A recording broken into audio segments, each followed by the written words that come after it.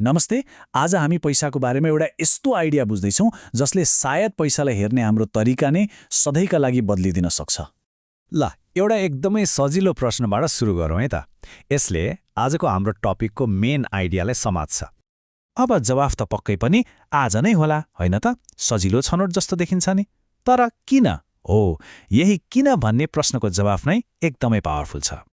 हो, यही प्रश्नमा लुकेको छ फाइनान्सको एउटा सबैभन्दा महत्त्वपूर्ण सिद्धान्तको चाबी। यो कन्सेप्टलाई भनिन्छ टाइम भ्याल्यु अफ मनी। यसको सिधा मतलब के हो भने आज हातमा भएको पैसा भविष्यमा पाउने त्यति नै पैसाभन्दा धेरै मूल्यवान हुन्छ। किन?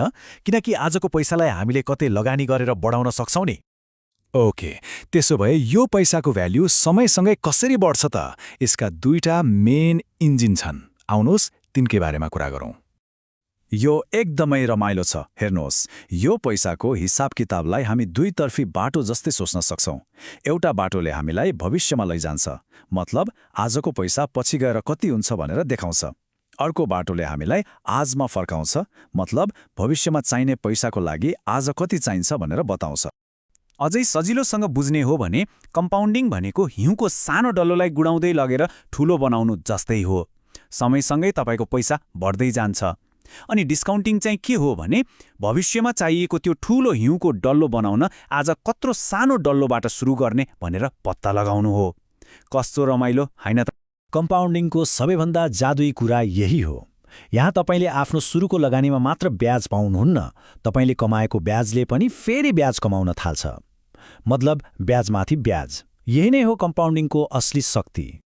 अब यो पैसाको आउने जाने कुरालाई सजिलै हेर्न र बुझ्नका लागि फाइनान्समा एउटा एकदमै सिम्पल तर पावरफुल टुल प्रयोग हुन्छ, जसलाई क्यास फ्लो टाइमलाइन भनिन्छ। यो टाइमलाइनलाई एउटा नक्सा जस्तै सम्झिनुहोस्। टाइम 0 भनेको आज हो, त्यसपछिका नम्बरहरू जस्तै 1, 2, 3ले आउने वर्षहरू देखाउँछन्। पैसा लगानी गर्दा वा खर्चाउँदा त्यसलाई माइनसमा देखाइन्छ, अनि पैसा आउँदा वा कमाइ हुँदा त्यसलाई प्लसमा। कति सजिलो! यसले पैसा कहिले गयो कहिले आयो भनेर छर्लङ्गै देखाउँछ। ल, अहिलेसम्म हामीले कन्सेप्ट बुझ्यौँ। अब यसको रियल लाइफमा के काम त? कसरी आफ्नो सपना पूरा गर्न यी आइडियाहरू प्रयोग गर्ने? अब त्यतैतिर लागौँ। एउटा उदाहरण हेरौँ है त। मानौ आजको 3 वर्षपछि एउटा मस्त 1,25,000 पर्ने मोटरसाइकल किन्ने प्लान छ। अब प्रश्न आउँछ, त्यसको लागि आज कति पैसा जोगाउन सुरु गर्नु पर्ला? हो, यहीँनिर काम लाग्छ प्रेजेन्ट भ्याल्युको फर्मुला। यो फर्मुला स्कुलको हिसाब मिलाउन मात्र होइन, आफ्नो सपनाको लागि एउटा पक्का योजना बनाउन काम लाग्छ। यसले हामीलाई भविष्यको लक्ष्यबाट पछाडि फर्केर आज के गर्नुपर्छ भनेर हिसाब गर्न सिकाउँछ। त्यसो भए हिसाब गर्दा के देखियो भने यदि हामीले लगानी गरेको पैसाले वर्षको 9% को दरले ब्याज कमाउँछ भने त्यो 1,25,000 बाइक किन्नको लागि आज हामीसँग लगभग 96,525 रुपियाँ हुनुपर्दो रहेछ। त्यो पैसालाई लगानी गरेपछि 3 वर्षमा आफै बढेर 1,25,000 पुग्छ। तर एकैचोटि 96,000 कहाँबाट ल्याउने, होइन? हामीमध्ये धेरैजनाले त महिना वा वर्षमा थोरै पैसा बचाउने हो। अब त्यस्तो अवस्थामा के गर्ने त? हो, यसको पनि समाधान छ, र यो समाधान हो नियमित बचत गर्ने बानी। फाइनान्सको भाषामा यसरी निश्चित समयमा बराबर रकम जम्मा गर्दै जाने प्रक्रियालाई एन्युइटी भनिन्छ। अब यो एन्युइटीमा पनि एउटा सानो तर महत्त्वपूर्ण कुरा छ। तपाईँ पैसा कहिले जम्मा गर्नुहुन्छ? महिना वा वर्षको सुरुमा कि अन्त्यमा? हेर्दा सानो कुरा लागे पनि यसले ठूलो फरक पार्छ। किनकि वर्षको सुरुमै पैसा जम्मा गर्दा त्यसले ब्याज कमाउन पुरै 1 वर्ष पाउँछ नि। एउटा सानो उदाहरण हेर्नुहोस् न। यदि हरेक वर्ष जम्मा 1,000 रुपियाँ मात्रै 3 वर्षसम्म जम्मा गर्ने हो र त्यसमा 8% ब्याज आउँछ भने त्यो बढेर 3,246 रुपियाँभन्दा बढी हुन्छ।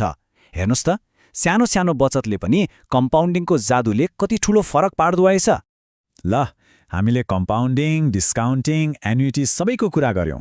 त्यसो भए यो सबैको सार के हो त? हामीले के कुरा चाहिँ कहिल्यै बिर्सनु हुँदैन। यो बुझ्नु नै तपाईँको फाइनान्शियल सुपर पावर हो। पहिलो, पैसाको मूल्य समयसँगै बदलिन्छ भन्ने कुरा सधैँ याद राख्ने। दोस्रो, कम्पाउन्डिङ प्रयोग गरेर भविष्यमा पैसा कसरी बढाउने भनेर जान्ने। तेस्रो, डिस्काउन्टिङ प्रयोग गरेर भविष्यको लक्ष्यको लागि आजैबाट योजना बनाउने।